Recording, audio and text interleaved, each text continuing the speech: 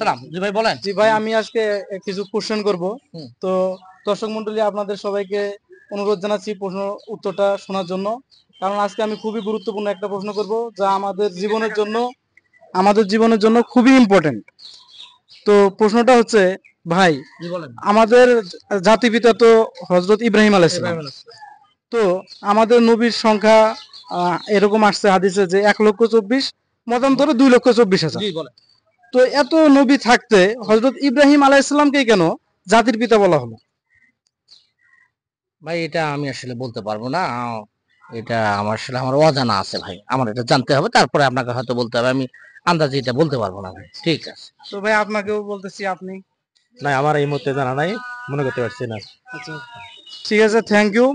তো দর্শক মন্ডলী, আপনাদের কাছে রিকোয়েস্ট থাকলো, আপনাদের যদি অ্যান্সারটা জানা থাকে তো অবশ্যই কমেন্টে অ্যান্সারটা দিয়ে দিবেন এবং লাইক কমেন্ট করবেন। আসসালামু আলাইকুম।